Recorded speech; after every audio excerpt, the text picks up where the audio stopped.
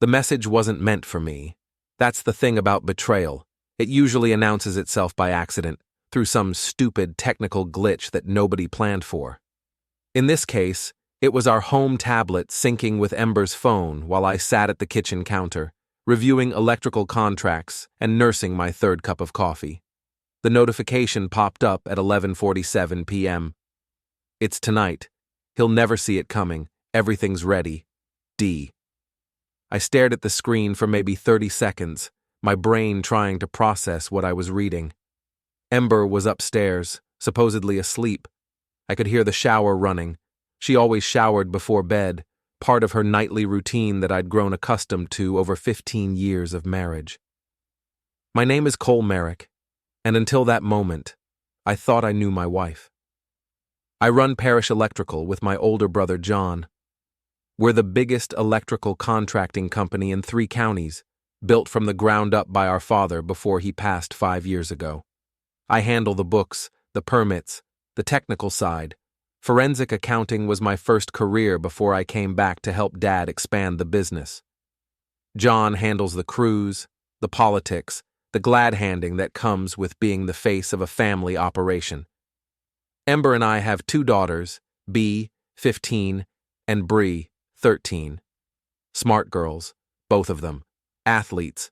They see everything, even when you think they don't. Especially when you think they don't. The house we lived in, sits on Parish Avenue, 3 blocks from downtown. Colonial style, 4 bedrooms, the kind of place that says, successful small business owner, without being flashy about it. Ember picked it out when we moved back from Chicago 8 years ago. She has good taste. Had good taste. I screenshot the message before it could disappear, then sat there staring at my phone like it might explode. The shower was still running upstairs. I could hear Ember humming, some song I didn't recognize, cheerful and light. Who was D? The answer came to me faster than I wanted to admit. Damon Vossel. Ex-firefighter turned insurance adjuster, the kind of guy who shows up at backyard barbecues with a cooler full of beer and stories about the old days. He'd been around more often lately, always with some excuse, adjusting a claim for one of our neighbors, checking on storm damage, making sure everyone's policies were up to date. Good old Damon. Helpful Damon. Damon who always seemed to find reasons to stop by when I was at work. I opened Ember's message history on the tablet. The sync meant I could see everything, going back months. What I found made my hands shake so hard I had to set the device down. Cole's working late again. Perfect timing. Did you get the accelerant? I checked. He takes those sleeping pills every Sunday. He'll never wake up. The policy doubles if it's accidental. We just need to make sure it looks right. I can't wait to start over with you. He's been suspicious lately. 3 more days, then we're free. 18 months. They'd been planning this for 18 months. I scrolled backward through message after message, watching my marriage dissolve into a murder plot with the methodical precision of a business plan. Policy increases, beneficiary changes, even discussions of my supposed drinking problem, a complete fabrication they'd manufacture for investigators. The shower stopped running upstairs. I closed the tablet, slipped my phone into my pocket, and tried to look normal. Ember appeared 10 minutes later in her bathrobe, hair wrapped in a towel, smiling at me like she had every night for the past decade and a half. "You're up late," she said, kissing my forehead. Her lips felt cold. "Just finishing some paperwork. Big job tomorrow." "You work too hard." She squeezed my shoulders. "Come to bed soon, okay? You need your rest." I nodded, managed a smile. "Just a few more minutes." She headed upstairs, and I heard the bedroom door close. Then I heard something else, the soft beep of her phone receiving a text message. Then another. Then the quiet sound of her typing a response. I sat in that kitchen for 2 hours, reading every message, taking screenshots, backing everything up to 3 separate cloud accounts. By the time I was finished, I had a complete picture of their plan. Tomorrow night, Sunday, they would burn down our house with me inside. Damon would handle the accelerant. Ember would make sure I took my usual Sunday night sleeping medication, maybe with a little extra help from the bottle of wine she'd been saving for a special occasion. The insurance payout was substantial. We'd increased our coverage 6 months ago, right around the time Ember started talking about planning for the future and making sure the girls were taken care of. I'd thought she was being responsible. Turns out she was being practical. They'd even picked out where they wanted to live afterward, a condo in Florida near the beach. They'd already put down a deposit. At 2 a.m., I finally moved. I gathered every piece of evidence I could find: insurance documents, bank statements, anything that showed the paper trail they'd created. I packed a single bag with clothes and essentials, then did something that probably saved my life. I installed 3 additional security cameras around the house, tiny wireless units that uploaded directly to the cloud. Ember knew about our main security system, but she didn't know about these. Then I left. I drove to the Riverside Inn, a cheap hotel downtown that still took cash and didn't ask too many questions. I registered under my father's name, Thomas Parrish, using his old driver's license that I'd kept for sentimental reasons. The clerk barely looked at it. My truck stayed in our driveway. My phone stayed on the nightstand, plugged in and charging like always. As far as anyone knew, Cole Merrick was home in bed, just like every other Sunday night. But Cole Merrick had become a ghost. Sunday crawled by like a funeral procession.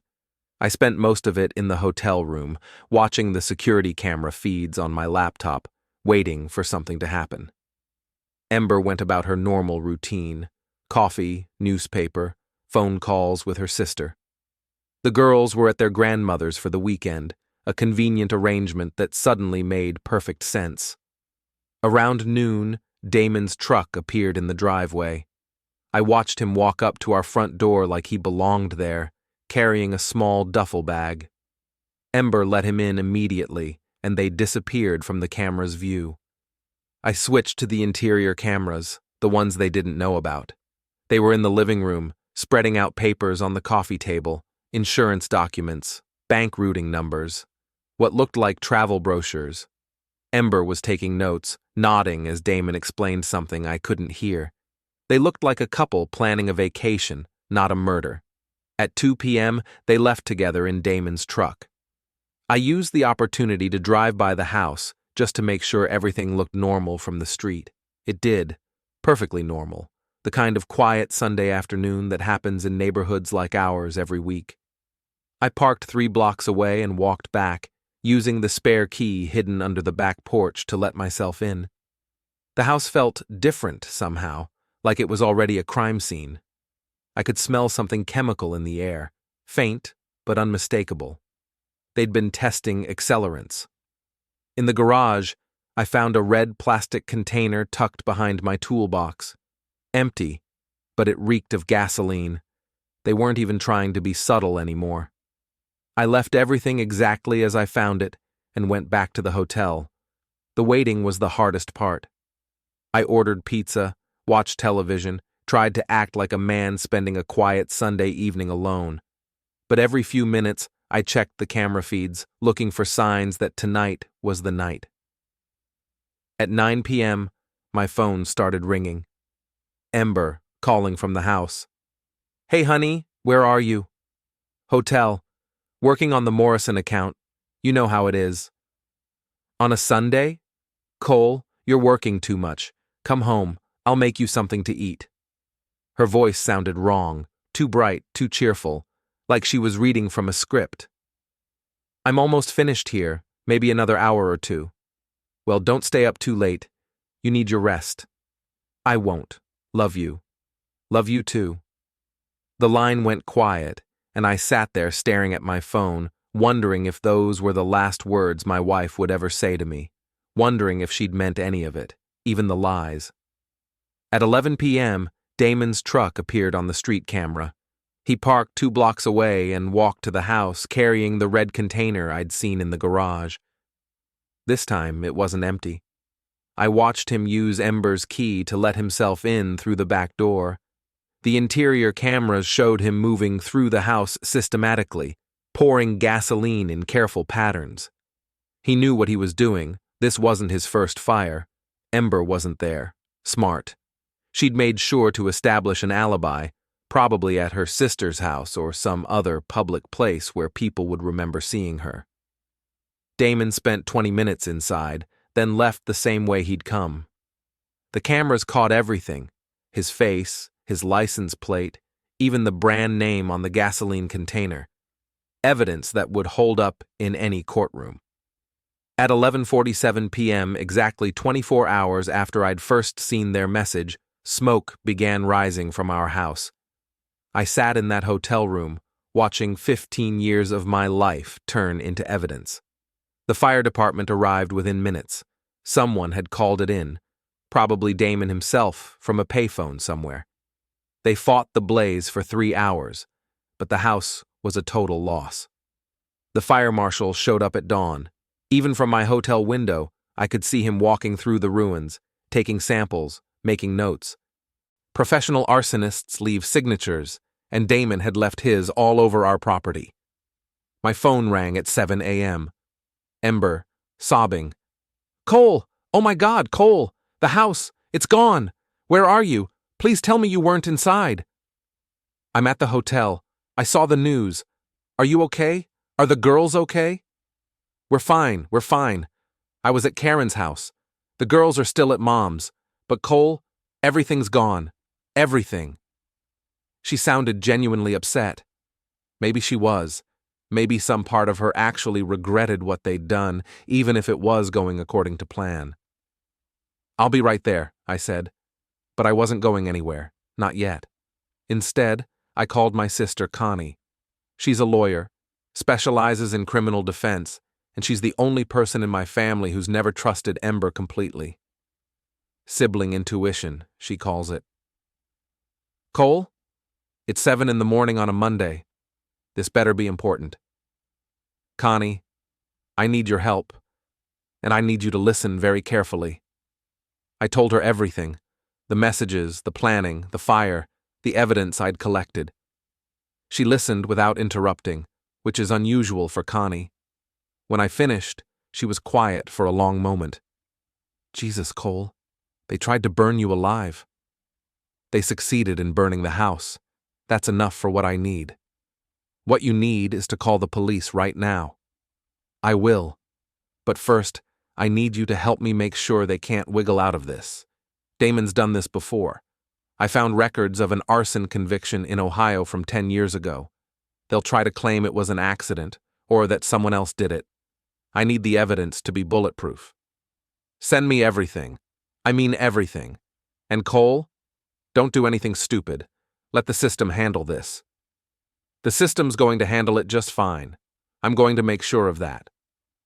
After I hung up with Connie, I called the fire marshal's office and asked to speak with whoever was investigating the Parish Avenue fire. I identified myself as the homeowner and told them I had information they needed to see. We met at a diner downtown, a place called Murphy's that's been serving the same coffee and pie for 40 years. The fire marshal was a woman named Janet Torres, mid-50s, with the kind of no-nonsense attitude that comes from seeing too many insurance scams. "Mr. Merrick, I'm sorry for your loss. I understand you weren't home when the fire started?" "No, ma'am. I was at the Riverside Inn working on a project. I have receipts, security camera footage, the works." "That's fortunate. We found evidence of accelerant use throughout the house. This wasn't an accident." I slid a manila envelope across the table. "I think you'll find this interesting." She opened it and started reading. I watched her expression change as she worked through the messages, the insurance documents, the timeline I'd constructed. When she finished, she looked up at me with something that might have been respect. "How long have you known?" "Since last Sunday night. I found their messages by accident." "And you didn't call us immediately because?" "Because I wanted to make sure you had everything you needed to put them away. Damon Vossel has done this before. My wife's been planning this for 18 months. If I'd called too early, they might have gotten spooked and tried something else. This way, you have them committing the actual crime, on camera, with premeditation." She nodded slowly. Mr. Merrick, I have to ask, why didn't you try to stop them? You could have been inside that house. But I wasn't. And now you have a federal case instead of a domestic dispute. Torres gathered up the papers and stood. We'll be in touch. And Mr. Merrick, you might want to get yourself a good lawyer. Already have one. She's my sister. Smart family. Most of us. The FBI took over the case on Tuesday morning. Turns out insurance fraud becomes a federal matter when it crosses state lines, and Damon's previous conviction in Ohio made this a pattern crime. Agent Patricia Vance called me at the hotel and asked if I could come in for an interview. The federal building downtown looks like every other government office. Gray carpet, fluorescent lights, the smell of burnt coffee and bureaucracy. Agent Vance was younger than I expected, maybe early 30s, with sharp eyes and a handshake that meant business. Mr. Merrick, I've reviewed the evidence you provided to Fire Marshal Torres. It's quite comprehensive. I used to be a forensic accountant. I know how to document a paper trail. So I see. The question is, why didn't you contact law enforcement immediately when you discovered the plot? I'd been expecting this question. Agent Vance, if I'd called the police last Sunday night, what would you have had? Some text messages that could be explained away, maybe some insurance documents that looked suspicious. Damon's a professional. He would have claimed the messages were taken out of context, that he was just helping Ember review her coverage. By Monday morning, you would have had a domestic dispute and a house fire with no clear connection.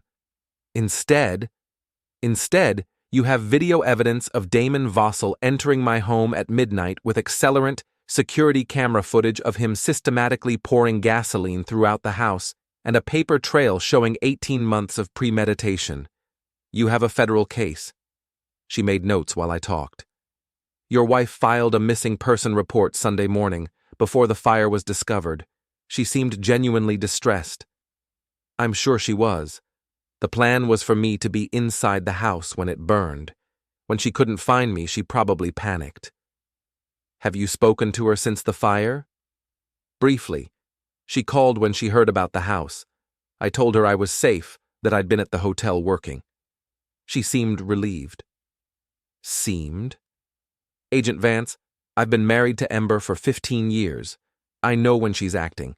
She was relieved, but not surprised, like she'd been expecting good news. Vance closed her notebook. Mr. Merrick, we're going to need you to make contact with your wife. We'd like you to wear a wire. When? Today. We'll set up a meeting, somewhere public. Let her talk. See what she says when she thinks you don't know anything.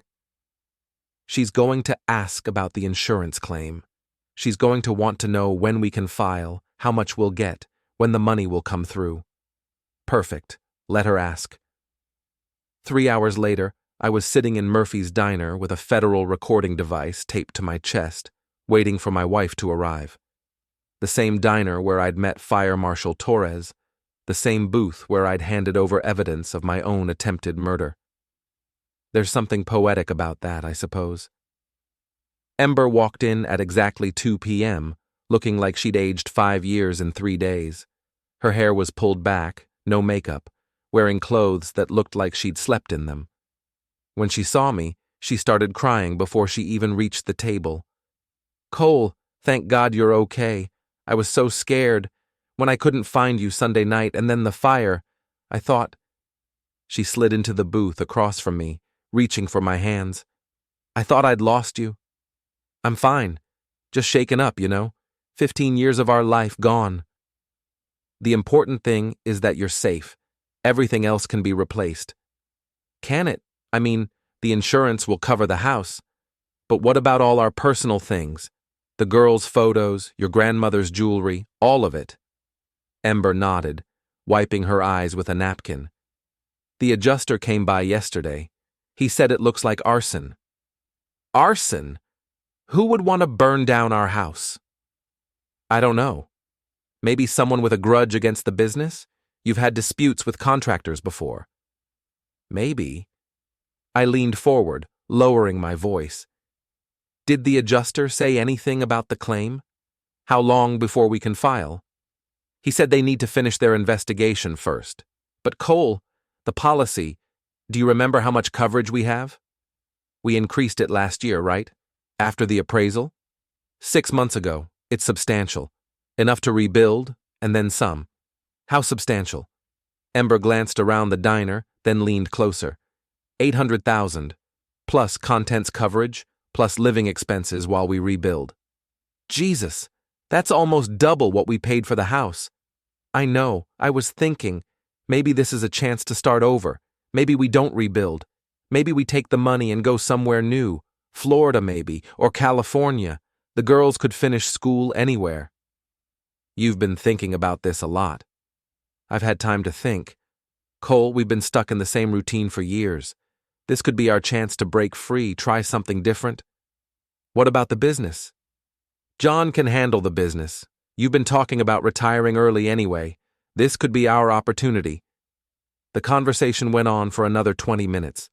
Ember talked about fresh starts and new beginnings, about how the fire might be a blessing in disguise. She asked about claim timelines, payout schedules, tax implications. She had answers for questions I hadn't asked yet.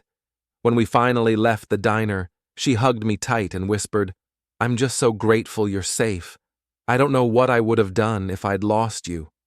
I hugged her back, feeling the recording device against my chest, thinking about 18 months of planning and a red gasoline container and the way she'd asked about the insurance money before she'd asked about the cause of the fire. "Me too," I said. That evening, Agent Vance called me at the hotel. We got it all, every word.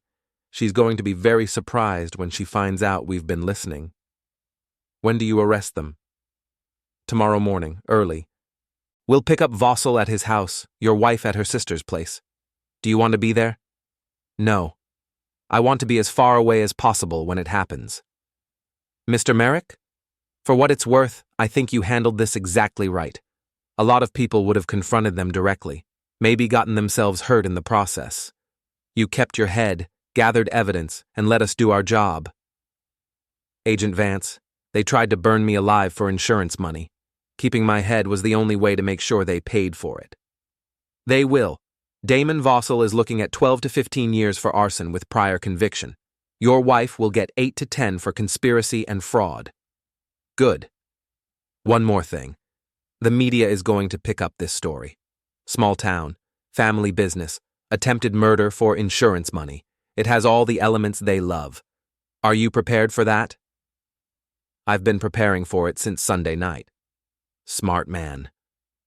After I hung up, I sat in that hotel room and thought about tomorrow. About watching the news and seeing Ember's face on television. Hearing our story told by strangers who didn't know us.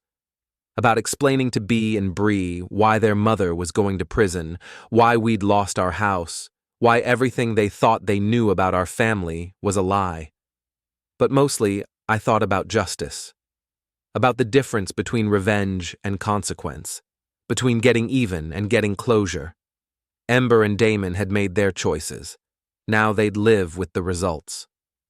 I ordered room service and watched television until I fell asleep. Tomorrow would bring its own challenges, but tonight, for the first time in a week, I slept peacefully.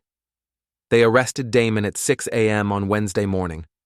I wasn't there, but Agent Vance called me with the details.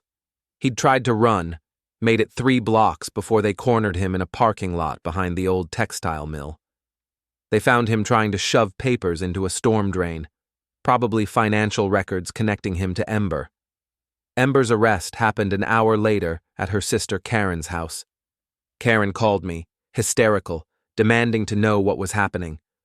I told her to contact a lawyer and hung up. Some conversations aren't worth having. The story hit the local news by noon. Local woman accused of plotting husband's murder for insurance money. They used our wedding photo, the one where we're both smiling like we believed in forever. The irony wasn't lost on me. I spent Wednesday afternoon at the federal building, going over my statement one more time. Agent Vance walked me through the timeline, making sure every detail was documented properly. The case was solid: video evidence, recorded confessions, financial documents, showing the insurance increases and policy changes. Damon's prior conviction in Ohio sealed it. "Your wife's lawyer is already talking about a plea bargain," Vance told me. "She wants to cooperate, provide information about Vossel's other activities." Other activities? We think he's done this before. The Ohio conviction was just the one they caught him for. Your wife might have information that helps us connect him to other suspicious fires. What kind of deal are they offering? Reduced sentence in exchange for testimony. Maybe 5 years instead of 8. And you're considering it? We're considering what serves justice best. If her testimony helps us solve other cases, put Vossel away for longer, then yes. I nodded, but something cold settled in my stomach. 5 years. Ember could be out before Bree graduated high school, before B finished college.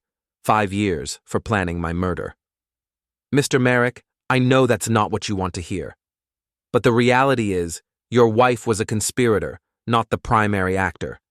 Vossel poured the accelerant. Vossel lit the fire.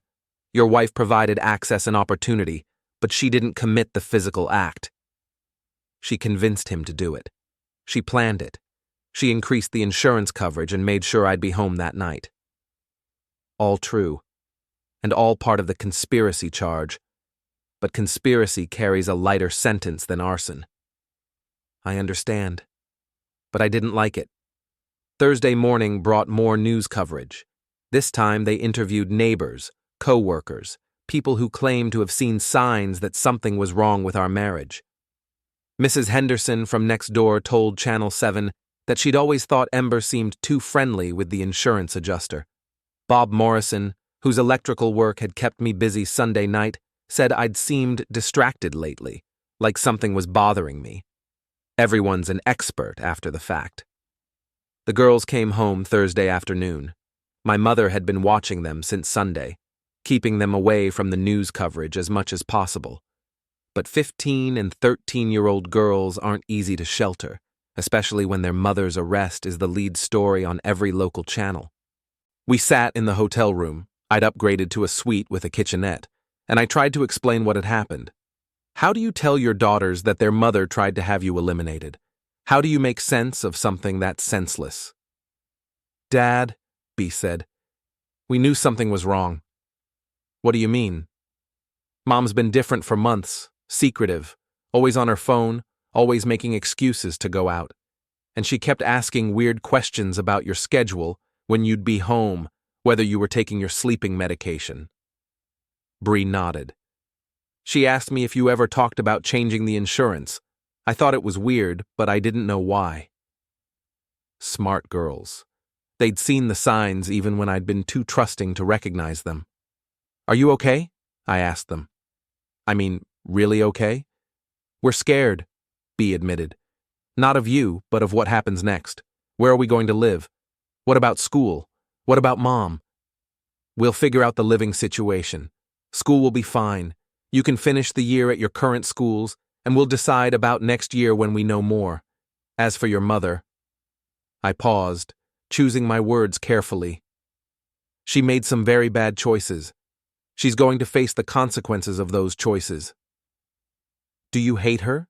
Bree asked. I hate what she did. I hate that she put all of us in this situation. But she's still your mother, and if you want to maintain a relationship with her, I'll support that. Even after what she tried to do? Even then. What happened between your mother and me doesn't change the fact that she's your parent.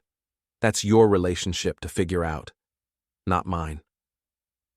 We ordered pizza and watched movies until late. Normal family activities in a completely abnormal situation. But it felt good to have them close, to know they were safe, to remember what I'd been fighting to protect. Friday brought the arraignment. I sat in the back of the courtroom, watching Ember stand before the judge in an orange jumpsuit, her hands cuffed behind her back. She looked smaller somehow, diminished. When the judge read the charges, conspiracy to commit arson, insurance fraud, conspiracy to commit murder, she kept her eyes on the floor. Damon's arraignment was scheduled for the same day. He looked defiant, angry, like this was all some terrible misunderstanding. His lawyer entered a plea of not guilty and requested bail. The prosecutor objected, citing flight risk and the severity of the charges. The judge agreed. Damon would remain in custody. Ember's lawyer requested bail as well, arguing that she had strong community ties and children to care for. I almost laughed. Strong community ties. The same community that was now watching her on the evening news, learning how she'd planned her husband's murder. The judge set bail at $500,000. Ember didn't have that kind of money, not anymore. Her accounts had been frozen as part of the investigation. She'd be staying in jail until trial. After the hearing, Ember's lawyer approached me in the hallway. Patricia Shelton, a criminal defense attorney from the state capitol with a reputation for getting reduced sentences. "Mr. Merrick, I'd like to discuss a possible plea arrangement. I'm not the prosecutor, Ms. Shelton, that's not my decision. But your cooperation could influence their decision. If you are willing to support a reduced sentence in exchange for full cooperation." "Ms. Shelton, your client tried to have me burned alive in my sleep. I'm not interested in helping her get a reduced sentence. She's the mother of your children. She was the mother of my children when she planned my murder. That didn't stop her then." "Mr. Merrick, I understand you're angry." "No, you don't understand. You understand the law, you understand procedure, you understand how to negotiate deals. But you don't understand what it feels like to discover that the person you've trusted with your life, with your children's lives, has been planning your elimination for 18 months. You don't understand what it's like to watch video of someone pouring gasoline through your house knowing they expected you to burn with it." She tried to respond, but I was already walking away. Outside the courthouse, reporters were waiting. I'd been avoiding them all week, but eventually you have to face the questions. "Mr. Merrick, how does it feel to know your wife tried to have you eliminated?" "Mr. Merrick, did you suspect anything before you found the messages?" "Mr. Merrick, what's next for your family?" I stopped at the microphones, looked into the cameras, and gave them what they wanted. "My wife and Damon Vossel plan to burn down our house with me inside it. They spent 18 months preparing, increasing insurance coverage, establishing alibis, and discussing how to make my elimination look accidental. I discovered their plan by accident and chose to let law enforcement handle it properly. Now they'll face the consequences of their actions. That's all I have to say. Short, factual, final." I walked to my truck and drove back to the hotel, leaving the reporters to fill airtime with speculation and expert commentary. That night, Agent Vance called with an update. Vossel's lawyer is also talking plea bargain. He wants to provide information about other cases in exchange for a reduced sentence. What kind of information? Names, dates, methods. We think he's been running insurance scams for years, using different partners in different states. Your wife might not be his first accomplice. Meaning? Meaning this pattern goes back further than we thought. And if we can prove it, Vossel's looking at federal charges that could put him away for decades. Good. There's something else. We found evidence that your wife was planning to leave even before the fire. Plane tickets to Miami, purchased 3 weeks ago. Hotel reservations, car rental. She was going to disappear whether the plan worked or not. With Damon? That's what it looks like. They had this whole new life planned out. New identities, new location, your insurance money to start over with. I sat there processing this information. It wasn't enough that they'd planned to eliminate me. They'd planned to abandon my daughters too, leave them orphaned and alone while they started fresh in Florida. "Mr. Merrick, you still there?" "Yeah, I'm here. Just thinking." "About what?" "About how much worse this could have been. If their plan had worked, Bea and Bree would have lost both parents that night. They would have been truly alone. But it didn't work. You stopped it. I got lucky. If I hadn't seen that message, if the tablet hadn't synced, if I'd been home Sunday night, but you weren't. And now your daughters still have their father." "Agent Vance?" "Yes?" "When this goes to trial, I want to testify. I want to tell the jury exactly what they plan to do and exactly how it felt to discover it. I want them to understand that this wasn't just insurance fraud or property crime. This was attempted murder, and it was planned by people who were supposed to love and protect our family. We'll make sure you get that opportunity. Thank you. After I hung up, I sat in the hotel room and thought about justice again, about the difference between legal consequences and personal closure. Ember and Damon would go to prison, but that wouldn't undo the betrayal or restore the trust they'd shattered. That wouldn't give me back the marriage I thought I had or the life we'd built together. But it would keep them from doing this to someone else. And maybe that was enough. The trial began 6 months later. By then, we'd found a house to rent across town, the girls had adjusted to their new reality, and I'd started the process of rebuilding our lives without Ember. The insurance company had paid out the claim, ironically, since the fire was real even if the circumstances were criminal, and I'd used part of the money to establish college funds for B and Bree. Damon's trial came first.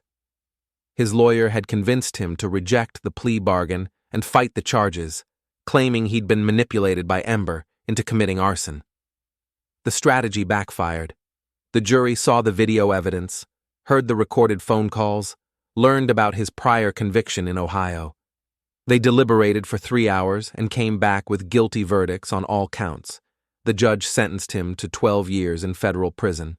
Ember's trial was scheduled for 2 weeks later. Her lawyer had negotiated a plea bargain, 8 years in exchange for full cooperation and testimony against Damon. Since he'd already been convicted, her testimony was mostly irrelevant, but the prosecutor honored the deal anyway. I sat in the front row during her sentencing hearing, wearing the watch my father had given me, the only thing I'd taken from the house before it burned. Ember looked different after 6 months in jail. Thinner, older, like the experience had worn away whatever mask she'd been wearing during our marriage. When the judge asked if she had anything to say before sentencing, she stood and turned toward me. Cole, I know you'll probably never forgive me, and I don't expect you to. I know what I did was unforgivable. I just want you to know that I never meant for it to go as far as it did. It started as a fantasy, a stupid idea, and then it became a plan, and then it became real. I lost myself somewhere in the middle of it. She paused, wiping her eyes with a tissue her lawyer provided. I want B and Bree to know that I love them, and that everything I did wrong was about my relationship with their father, not about them. They're good girls, and they deserve better than what I've given them. The judge thanked her and pronounced sentence, 8 years in federal prison, with possibility of parole after 5 years. Ember was led away in handcuffs. She looked back once as they took her through the door, but I didn't meet her eyes. That chapter of my life was closed. Outside the courthouse, the same reporters who'd covered the story from the beginning asked for my reaction. Justice was served, I said. My family can move forward now. Do you plan to divorce your wife? Those proceedings are already underway. Will you allow your daughters to visit their mother in prison? That will be their decision to make when they're ready to make it. Any regrets about how you handled the situation? I thought about that question for a moment. About the choice I'd made to let them go through with burning the house, to gather evidence instead of preventing the crime. About the risk I'd taken and the justice that had resulted from it. No regrets, I said finally. They made their choices. Now they're living with the consequences. That evening, I drove out to the lot where our house had stood. The debris had been cleared away months ago, leaving just a concrete foundation and the ghost of a life we'd built together. The city had planted grass seed, and green shoots were beginning to show through the soil. B and Bree were with me. We stood there for a few minutes, not talking, just looking at the space where we used to live. Do you miss it? Bree asked. I miss what I thought it was, I said. But I don't miss what it actually was. What do you mean? I thought it was a home where we were all safe and happy, But it turns out it was a place where your mother was planning my elimination. So, no, I don't miss that. Do you think she really would have gone through with it? B asked. She did go through with it. The only reason I wasn't inside when the house burned was because I found out about it first. We stood there a while longer, watching the sun set behind the trees that had once shaded our backyard. Then we got back in the truck and drove to our new house, where we made dinner together and helped Bree with her homework, and watched television like a normal family. Because that's what we were now, a normal family, just smaller than before. 3 months later, I received a letter from Ember. She was serving her sentence at a federal facility in Kentucky, and she wanted to know if the girls would be willing to correspond with her. She included separate letters for B and Bree, explaining her actions and asking for their forgiveness. I gave the girls their letters and told them the decision was theirs to make. B decided she wanted to maintain limited contact, a letter every few months, maybe a visit once a year. Bree chose not to respond at all. I supported both decisions. The business continued to thrive. John and I had worked out our differences, and Parish Electrical was busier than ever. The publicity from the trial had actually brought in new customers, people who respected how I'd handled the situation, who trusted a man who'd outsmarted his would-be murderers and brought them to justice. Sometimes, late at night when the girls were asleep, I'd think about that Sunday evening when I first saw their messages, about the choice I'd made to become a ghost in my own life, to let them think they'd succeeded while I gathered evidence of their crime. It had been a risk. If I'd miscalculated, if they'd changed their plan, if something had gone wrong with the cameras or the evidence, they might have gotten away with it. But I'd trusted in justice, in the system, in the idea that truth and evidence would prevail over lies and manipulation. And I'd been right. Damon Vossel was serving 12 years in federal prison. Ember was serving 8. The insurance money had been paid out legitimately, since the fire was real even if the circumstances were criminal. My daughters were safe, our family was rebuilding, and the people who'd tried to destroy us were facing the consequences of their actions. Some nights, that felt like enough. Other nights, it felt like everything. But every night, when I locked the doors of our new house and checked on my daughters and turned off the lights, I went to sleep knowing that justice had been served, that the people who'd planned my elimination were in prison where they belonged, that my family was safe, and in the end, that was all that mattered. The fuse they'd lit had burned back to them, consuming their freedom, their future, their chance at the life they'd planned to build on the ashes of mine. They'd wanted to start over with my insurance money, in a new place, with new identities. Instead, they'd gotten orange jumpsuits and federal prison sentences. I call that justice.